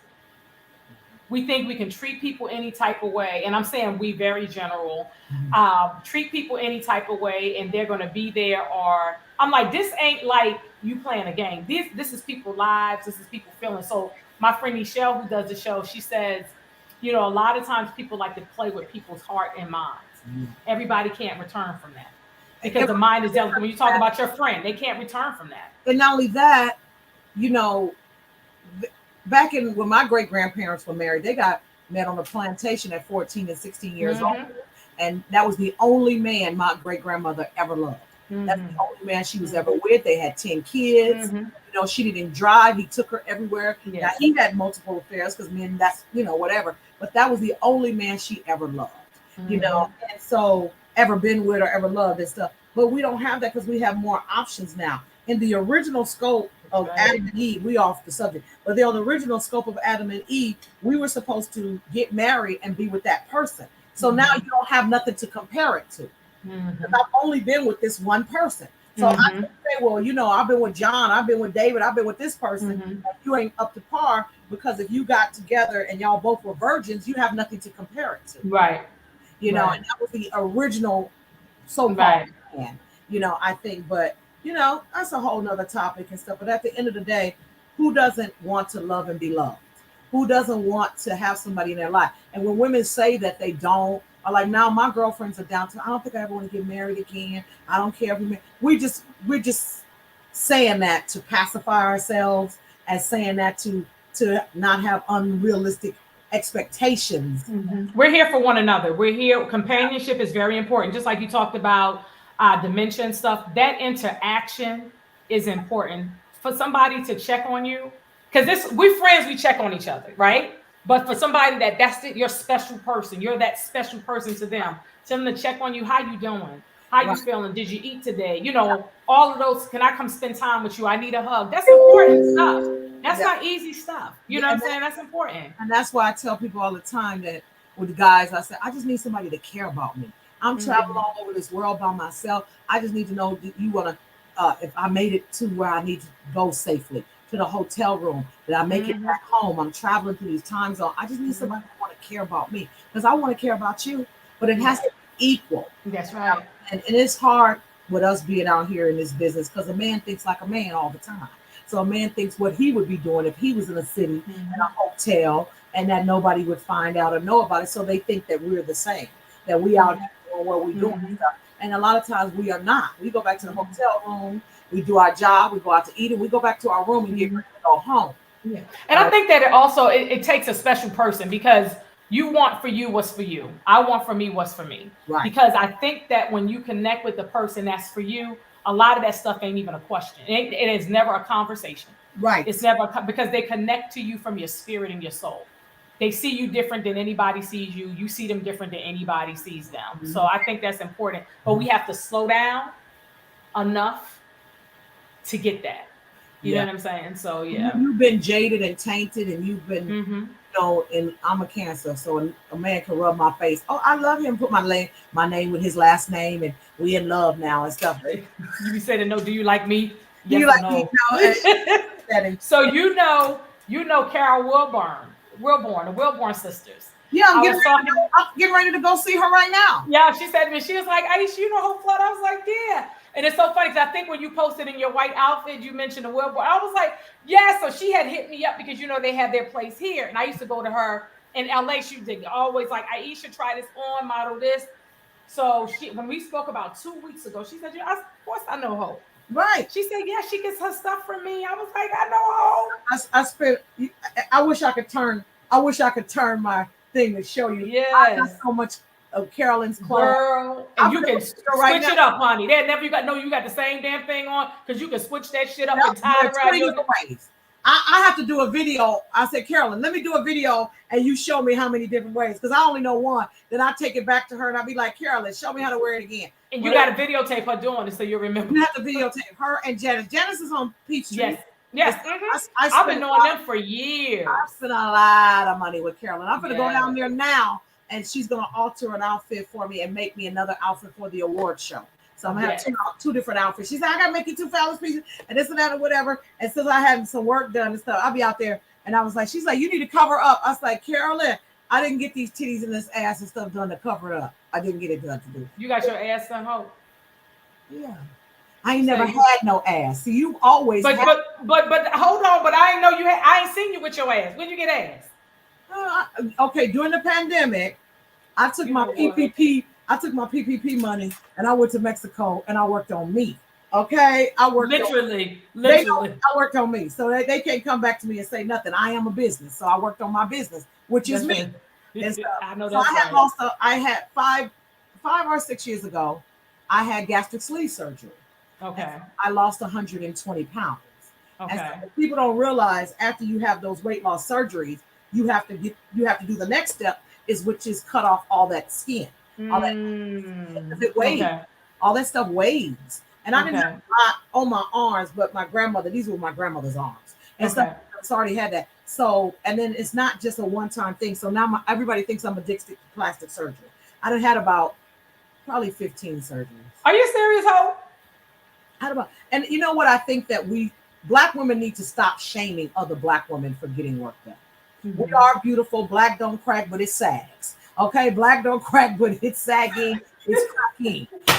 So I just think that we need to stop. I never heard that shit. I think we need to stop that and shame it sags and stuff or whatever because it's gravity. It sags and stuff. So I lost all the weight, and so and you have to understand your body is just fat. Mm-hmm. All your titties is just fat. All of this is just fat. So you know how when you go to the gym and you start losing weight, your titties go away because that's fat and it'll either muscle up. So losing all that weight. Now my titties, ain't nothing there. Nothing there. They all the way down to my knees and stuff or whatever. I was so conscious about that. So I did that last, but I've had fat transfer. So I took, people talk, I took the fat and they put it in the top of my ass and they shaped it and put it in the bottom of my ass because I had a flat ass and stuff. I had my thighs done. I've had my arms done. I've had my back done. I've had my titties done. What they do to your back? A back lift. They cut all the fat off your back. Oh, okay. I have a high tolerance for pain. High tolerance for pain. So it doesn't bother me. And so I get work done. I look like the scarecrow from the Wiz. Okay. I'm all cut up everywhere and stuff. So I've had about 15 surgeries because you get it done, but then you have to go back for revisions and stuff. Gotcha. Okay. So it's not a new surgery. It's just, okay, I need you to cut a little more. I need you to do a little bit more lipo. I need you to do this. And so you go back and you get things revised until you get it where you want it to be. Gotcha. I've been going to Mexico for about 3 years. I got an amazing doctor over there. He's really safe because everybody every time somebody die from getting surgeries done and this and that, they always call me and say, see, Hope, see. And I was like, no, because you have to tell these doctors everything about you. Every time you go under, your anesthesiologist is really your best friend. It ain't the doctor. It's the anesthesiologist because that's the that puts you to death and brings you back to life. Right. And so when they come in there, I say, hi, best friend. This is my best of friend right here. It's the anesthesiologist. And they say, you have any questions? I was like, yeah, I need to wake up. Okay. I need y'all to get me up and wake up or whatever. And so, but my doctor, he one of them. I went one time after I had COVID and, they did an EKG and he said, your heart rhythm is off. I can't do it. Go back to the States. You go to a cardiologist. He sign off on. I do. He said, otherwise, I don't do. So I had to go to a cardiologist, and people need to check on their heart. Everything. I ain't talking about with him doing that and cough 3 times and doing it on your back. I'm talking about actually getting your heart checked. Did you say call 3 times? Yeah, call 3 times. Oh, you good? And so now I'm talking about where they put this EKG and again. dye in you, and they make your heart race like you've been jogging, and Mm-hmm. take a picture of your heart to see how your heart is functioning. Or whatever. Like me, my flap doesn't close fast enough on my heart valve or whatever, so it's making my heart have to work faster. And he said I can correct that with oh God, he told me with exercise, of course, and some other. And so I'm going back again. So I have to go every 6 months. And you know, Aisha, I just go, and I'm not gonna hold y'all too much longer. But I go to the doctor because my mother died at 56. I just made 57. So my whole last year, all I did was worry because our lives have paralleled so much that I was like, am I gonna make it? Am I gonna make it to 57? And I made it to 57 on July 5th and everything. My mother didn't make it and stuff. So every time something goes on with me that's familiar, I run to the doctor. My mother, one of my last appointments, I took her to the podiatrist. I didn't know much about diabetes back then. And the doctor asked her, well, what was your blood, what was your level today? And she said 300. And he said, no, that's too high and everything. And he said, that's too high. He said, you got to get it down to the hundreds. And I didn't understand about diabetes back then. I don't have it or anything like that. But I went to the podiatrist with her, and he was cutting the skin off her feet. So I went to the podiatrist because I had a little skin on my feet. And he said, ma'am, there's nothing wrong with you. He said, you see these people that walked out of here? He said, I damn near had to amputate somebody's foot right now. Fine. Yeah. I told him my story and why I'm doing that. He understood it. He said, right. You're fine. I said, so I stay on top of my health. I gotta live. I got stuff to do. I got stuff to leave. My grandkids, my son would not understand it. I didn't understand my mother. I think I was more mad at her than anything because my mother worked for doctors. There's no reason why she had to die. She just didn't do what it took to live. Being hard-headed. You got a book in you. I got a book in me one day. That's my next thing. My documentaries, all those things that I need to do for me. But I like what you just said, and it's just not just for. I think that what you said, as far as she worked for doctors, she didn't. It's like she knew, but she didn't do what she needed to do. And a lot of times, that's just not with health. That's with our careers, relationships, family, children. You know what I'm saying? So I think that that's a great title for a book. Yeah, my grandmother died the same way. They died the same way. My grandmother died at 65. She went into a diabetic coma and died, and they found her in the house dead. And my mother died the same way at 56. But that's not my story. That's not going to be my story. I'm going to be here a long, long, long, long time or whatever. I have something to lead to the world. And so I want to be able to do that and stuff. So I stay on top of my health. And they carrying you. They watching over you. They your angels. I got call on them at any time, and they waiting for you to say, I need your help. I got my whole mantle too. And I pour into my ancestors with my candles. I burn money, fake money. People don't even understand that. The people don't. You better get into it with honey. Okay, I put some water out. My girlfriend said, put some water out for them in a little snack. I put my water out. Said, I think they drinking the water. And she said, girl, I said, no, I'm telling you, I watched where I put the water and it's going down. It's going down. So that's how you honor your ancestors, by water, food, by giving to them before you give to yourself. Yeah, and I pray over it. I have fake money. I burn money. Like I'm giving it to them, my ancestors and stuff, whatever. And people think it's witchcraft and all that stuff, but you have to understand that whatever gonna work. Let me tell you something. I watched this woman, and she talked about basically with slavery and there's so much trauma and all of those things. Before we weren't born slaves. No. We were kings and queens and all of these great, wonderful things. And that's why we make jewelry and love. Right. So they make us ashamed. So, and even with the movie with Nat Turner, it's and you remember the actor when he came out with the movie, they just took him off the planet of acting because of the movie. There you go, Nate Parker, but he's doing great things. Birth of a Nation, but he's doing great. You can't even find that movie nowhere. You got to go dig it for it. They told him not to put the movie out, and then they put all of this information about a rape of a girl years ago from college. He was supposed to be the next Denzel Washington. Yes, so that right there let you know that's how powerful the movie was. So when we're not going to get into it, but the whole thing when they talk about different things with the Bible and all of this. So it's so many things that we did that is part of our culture and our heritage. We all come from different tribes, right? In places in Africa, and all of us were not necessarily slaves, right? But we were not practicing a lot of the religions that we're practicing now. No. You know what I'm saying? So we pay homage to our ancestors and our deities and all of that. They tell us it's witchcraft, it's this, that's the devil, that's this. No, we have things that are innately in us. That's why we can tap in. That's why I feel good to us when we tap in. Like me talking to you now, my body is tingling because I'm tapping in to spirit. But that's a whole nother show. It's my higher self. Yes. You know what I'm saying? I am in the likeness and image of the creator creatress. Period. And that's why they took that away from us and gave us their religion and their God and their this to worship them and everything. Like you said, it's a whole nother conversation. We can have that another time. But you know, Black people are so afraid of knowledge and being woke, and we always think the white man's ice is colder.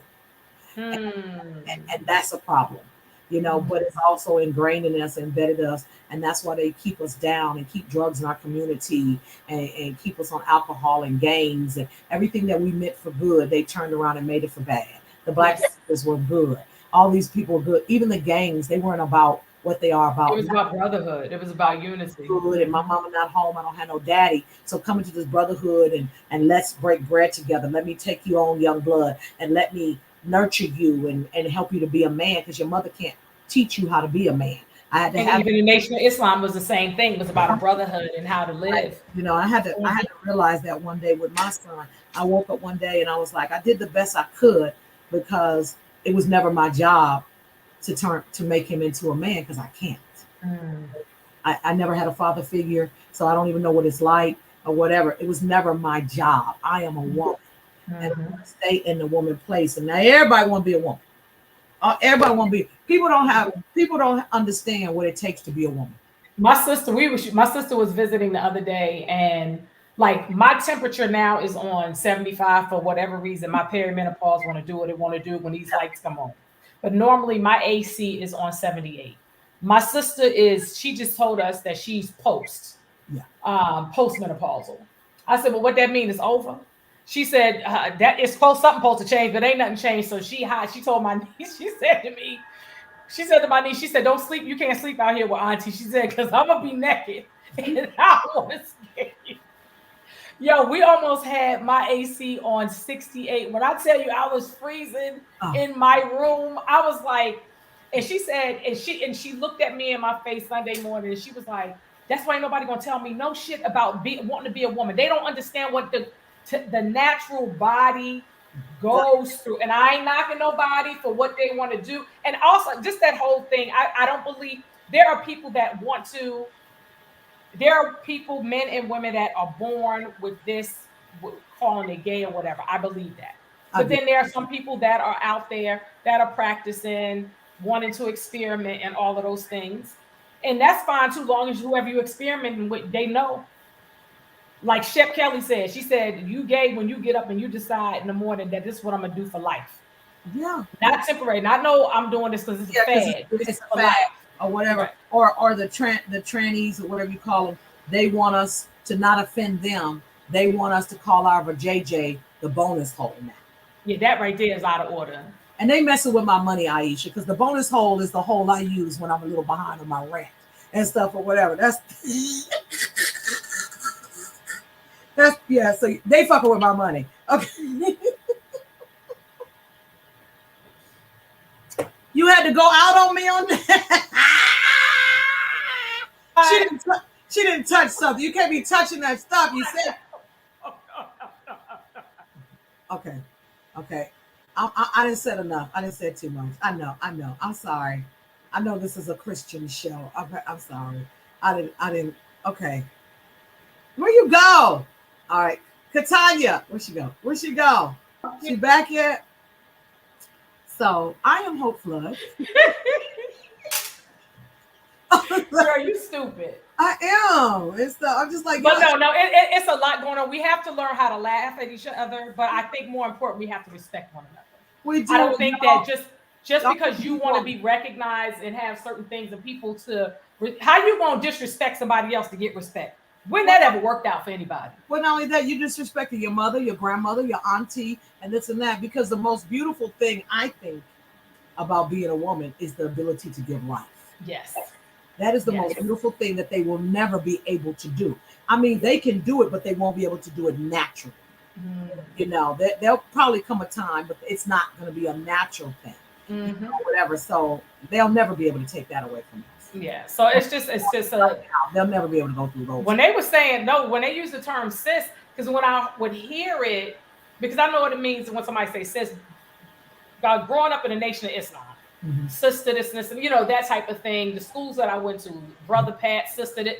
So when they were saying sis, I thought it was S. I just thought, I swear, I thought it was abbreviation. But also, when people said it, didn't even seem genuine to me. Right. You understand? Yeah. So, but then I realized, like years later, that what they were saying was probably this sis, and I was like, oh, I had no idea. But that's why I never really fell into the sis thing, because I was like, because my people is my friends are my friends. I don't necessarily have to call them my sister. We peoples. You understand? Period. I don't think I have to.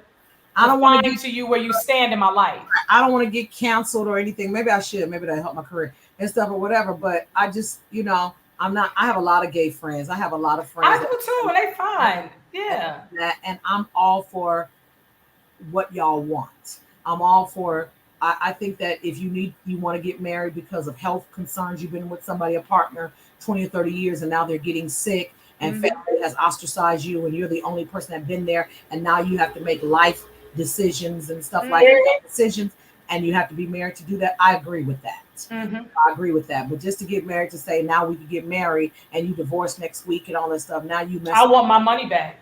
And that's what any marriage, anything less than 5-10 years, I need a refund on my gift. Run me back my gift money. Right, run me back my plane ticket, my hotel, that what it took, run all that back. I had to tell my boy that he was marrying a girl. I said, "Are you in love with her?" And he said, "No." I said, "Don't marry her if you're not in love with her." He said, "Hope, I need health insurance, I need benefits. She got a house. You women do it all the time." I said, "But we were designed for that. Y'all were designed to take care of us like that and everything." And he got married to her, and he would call me. She got in the bed with a Theodore on, talking about a teddy and everything, and she did. So I said, see, when you're in love with somebody, love makes you tolerate things that you wouldn't normally tolerate when you're not in love. When you're not in love with a person, they can breathe wrong. You be like, this nigga can breathe wrong and everything. You don't want to be bothered because you're not in love with them. When you're in love with somebody, you tolerate things that you would not. You get to know the person. Because first of all, ain't none of us perfect. All of us raggedy as hell. You understand? Like I love now that the women putting up, when you slide up in my DM, this is how I look all day. You know what I'm saying? Like, and then here's the thing: it's like so many. It's like a lot of, we don't like ourselves. We don't like who we are uniquely created to be. Like everyone wants to look alike. I ain't never wanted to look like nobody.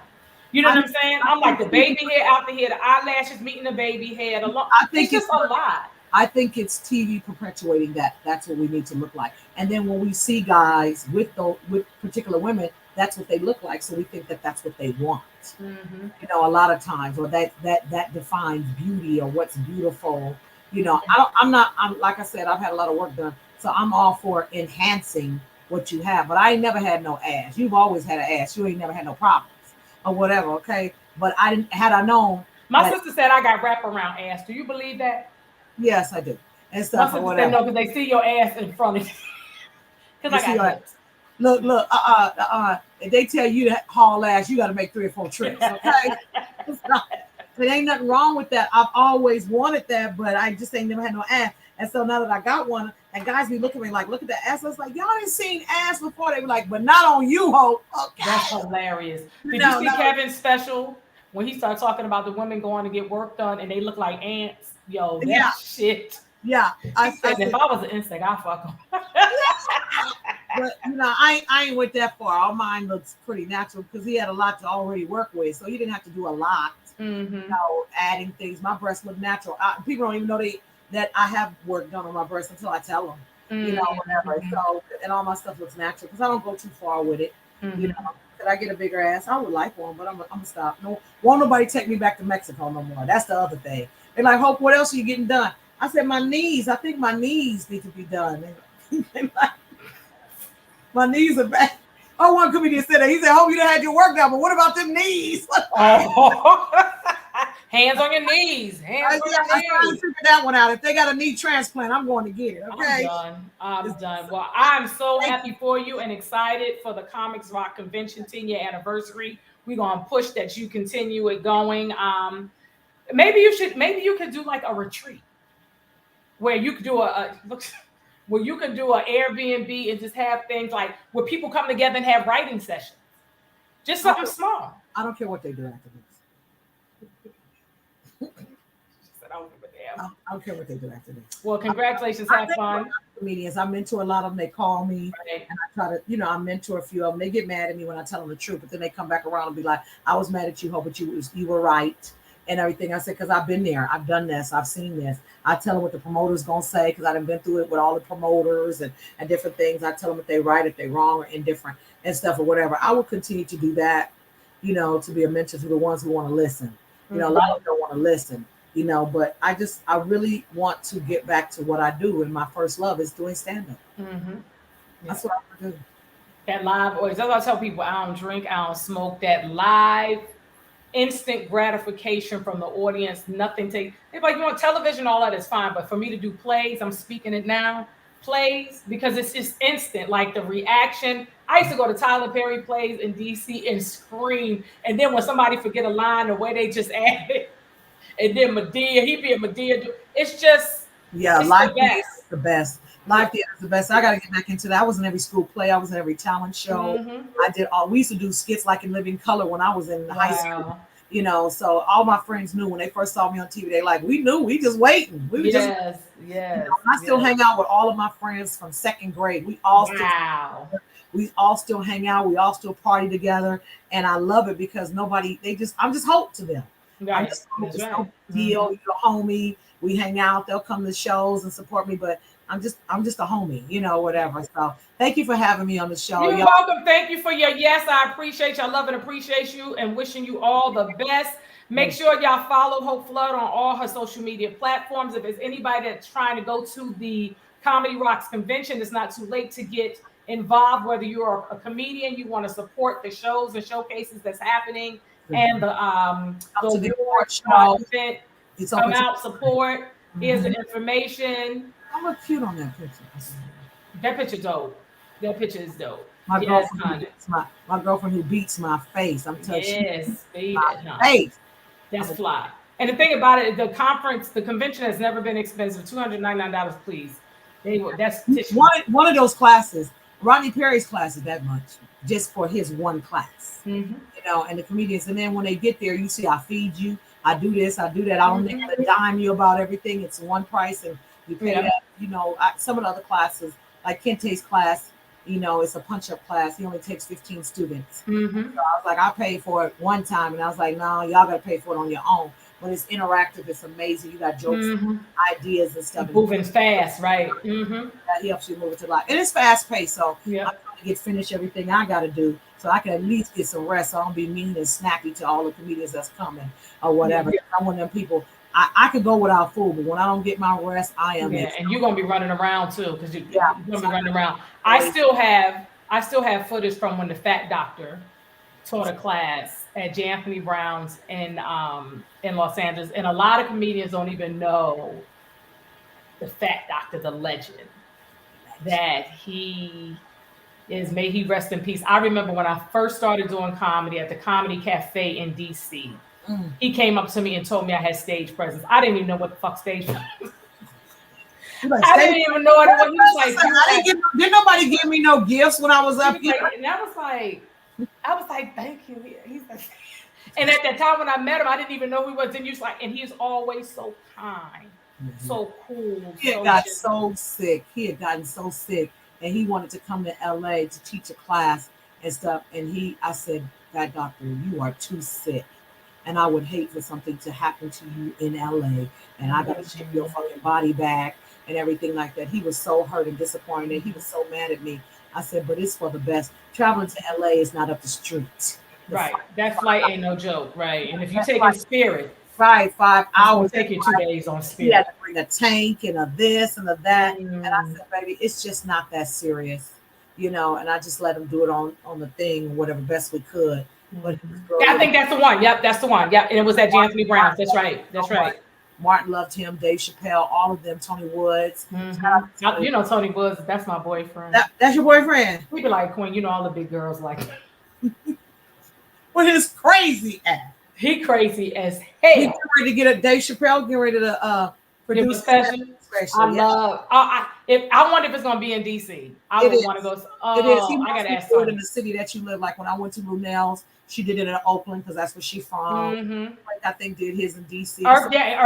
Earthquake did it in at the Bethesda Comedy Theater, I believe. Oh, Bethesda Blues. Yeah, and then Joe Claire just worked with him at I think MGM. MGM on the first. Yep, sure did. They were just So Tony. I gotta find out when Tony doing his because I love Tony. Tell Tony I love you, baby. I love you. I love Tony. Somebody told me, I hope don't like me. I said, is he insane? I love him. Let me tell you I got to go to Dave Chappelle, the Mark Twain at Kennedy Center. So Tony was there. So it was like an after party. So I was leaving. It was still the Kennedy Center. I was leaving. He was like, "Yo, Queen, where you going?"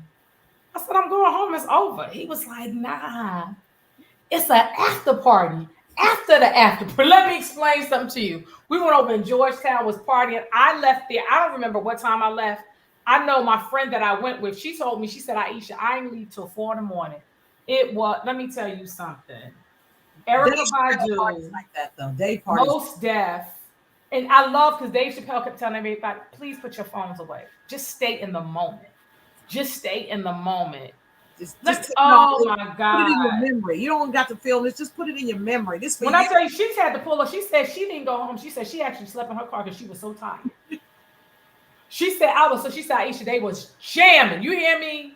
It was like people Q-tip. They just popping in. That thing he just did. Because they love him. That thing he just did at Madison Square Gardens. Lunel was telling me the people who came through there. I was like, you have got to be kidding. And somebody just said, it's something I just saw. They said somebody was like, who was it? They was like, thank you for having us on this show. It was some rappers. I think was it Method Man? Yeah, he had. I couldn't even name all the people he had on that show, but it was because they respect him. It was everything. Yeah. Erykah Badu said he is a national treasure and we will protect him at all costs. At all costs. That's right. Let him say what he want to say. Let him say what he said because he ain't lying. He ain't lying. Yeah. But he can get away with saying more of it than a lot of us can because he knows how to do it. The alphabet people comes for his ass and stuff, and he lets them because they can't cancel him. Yeah. Any nigga that could go away from 8 years and come back and be on top like that, who has ever done that? Okay. Nobody. That's when you are moving and listening to God. I was watching something with I can't wait to work with Dave Chappelle. I will work with Dave Chappelle next year. He is dope. Let me tell you something. Lauryn Hill, when she got honored, got an Essence Award, Essence Music Festival, she was saying how she just realized who she was and all of this stuff. And this was in 1999. And she said, young people, she said, I just want to let you know that you can be a servant to God and still be fly and all of those wonderful, great things. You can be all of that. But let me tell you something. That song she got out called That Thing at the 50-year hip hop celebration in New York. Tell me that song ain't timely. Tell me that song 25 years later. Was she on time? She was early. No, that's evergreen, as they say in entertainment. That's evergreen. It's classic. That's what every time I'm about to pull up my damn Lauryn Hill album now. Let me tell you. Okay, That Thing.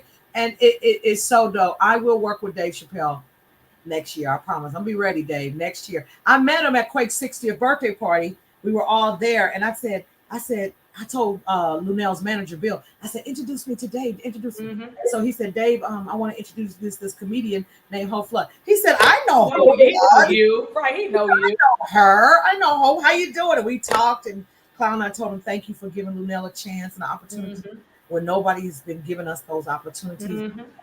Because it just takes one person in that position to elevate you. We've been out here. Ain't like we ain't talented enough. You know, even with some more of the special she did for all the Queen's men. That's all it takes. Just somebody pulling somebody up. That's it. That's it. That's it. And that's what I've been doing. And even when Tiffany did it with the girls, You know, that was dope. And she Put did her it thing, with Barbara and Tony and all of yep. this. Pull somebody. That's right. Yeah, you know, and that's where you get in that position. It's like, how you can't do all the specials. Y'all give some away to some other people. How many y'all gonna do?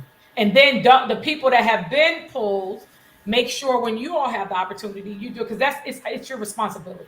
I think so. Because this is how people look in on the outside looking in, how they treat one another. How do they look out for one another? How do they show up for one another? And that's just not in the comedy world. That's even as women, even as African women, African American women, Black people. It's period. That's how do they show up for one another? Yep. And I'll say this last thing. I'm gonna let you go because I gotta go see Carolyn before she be in the bed or something or whatever. It's the only day I got for her to make my dress and fix my other outfit. But I charge every last comedian when I meet them, when they come to my convention and I see them on the street. We are ministers of laughter. It's like when you go to church, you be like, I'm gonna go to church. I hope they play my favorite song. I need a word from God. I need a prayer. I need to be nice to me. I need the preacher to talk to me. And that is our job. When people walk into the comedy club, people are hurting. And it's our job to make them feel better for the time they are there. We are ministers of laughter. And I'll just a quick example. I was doing my show years ago, and a lady, she came to the show. It was a great show. We had a great time. And she came up to me. She said, today was my birthday. This was before Facebook would tell you when the people's birthday was. And she said, nobody remembered my birthday. She said, I figured I would get dressed and I would come to the comedy club. And she said, after that, I was going to go home and kill myself. Oh, wow. And I just started crying because it was at a time when I was questioning, was this where you wanted me to be, God? Whatever. And God always meets you at your need. You just got to ask him. I asked God to give me a sign. And so that was my sign. I just started crying. And he said, and this is why you do it. And she said, what y'all did was made me realize that my problems are just not mine. I'm going through the same thing I'm going through. Laugh about it. And so that's what I tell comedians. When you get on that stage, somebody's life is in the balance. And it's up to us. That's my charge to every last comedian. Get up, don't be on that stage bullshit. I felt that. Who life you are saving. Yes, I actually do this annual tennis and tutus and tennis shoes with Dr. Nicola Mitchell, and it's Girls Who Brunch. And every year I met her through Zane, and I volunteer to go there, and to present. And they were like, "She like, you want to perform? It's gonna come up anyway." You know what I'm saying? So, and as I was. Yeah, and it's like as I was coming, that's what they be like. You want to? I'm like, it's gonna come up. You catch it in the buy and buy. And if you ain't got no budget for it, just how you gonna have to catch it in the buy and buy. Right. But anyway, so at this one, it's a gift. I give it because this is what I'm supposed to do as young girls. I'm pouring in. And as I was going to the going back to my seat, this woman said to me, she was like, "Hi, how you doing?" I said, "Fine." And she was like, "You don't know me, but I was at a show. So Alicia Cooley does the spot in Decula, and I had did it. And we were still pandemicing. And we coming out of the house, and you trying to, if you ain't been on stage, trying to work with what should I talk about, and you all into you." And when she said to me, she said I was at your show. It was an all-female show. She said I had such a great time, and she said I suffered from depression. She said you all made me feel so good that day, and to me, I took that on stage with me that day because she's in this audience. I don't know what she needs today, and you don't know what nobody else needs today.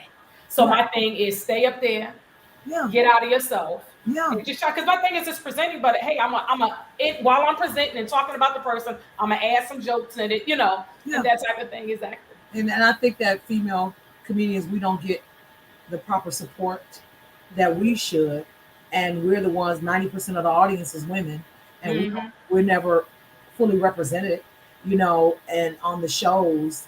I asked the guys, I used to be the one typing on there, where the women at? And they hope they're on the next show. What? And I just had to stop it because it's just too much. And every time y'all can't put one woman on the show, and why is not another woman? If you're doing it, if we have enough female comedians saying, hey, it needs to be some more females on this show, why is that hard? Because there's so many female comedians now. It's so many. Many. They'll swear that it ain't but so many of y'all that's funny. But how are we going to get funnier if you don't allow us to get on stage? Nothing takes the place of that microphone. Yeah, it's on the job training. That's right. On the job training. and stuff. So yeah, so thank you so much. I had a great time. This was awesome. This is awesome. This is the That's why longest you say show when you said ever. October 6th, I was like, no, now I need to come on now. I need to be on. This was dope. I will be sending you the link. This was very dope. Very, very, very dope. Thank y'all. Peace and blessings. Thank you so much. Hope all the best. Comics Rock the Convention. That's it, y'all. 2023. That's She it. said this the last one. I don't believe her. That's it, baby. If I get a bag, we'll do it again. If I don't get a bag, we ain't gonna do it again. Peace and blessings. All right, love you. Be well. Take care. Love right. you. Bye-bye. Peace.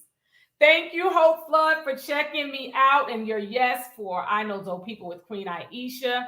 Thank you to Katanya and Celeste in the back that was helping me out today. I love and appreciate you both. We're coming up on our 1-year anniversary, not this Sunday, but next Sunday. And I just want to share with you all next week, the 14th, 15th, and 16th, 14th, 15th, and 16th, I will be at Griff's Comedy Club in Douglasville, Georgia. It's the exit next to Freedom and Civil Rights because it's way down south and over. So me and Raheem Holt will be there. I think that Griff may be in South Africa. I'm not sure. But we'll be there. We're going to have a good time. 3 shows, laughter, laughter, laughter, 3 days. Get your tickets now. GriffsComedyClub.com. My name is Queen Aishah. You can follow me on all social media platforms. I love and appreciate each and every one of you. Be well. Take care of yourself. Peace.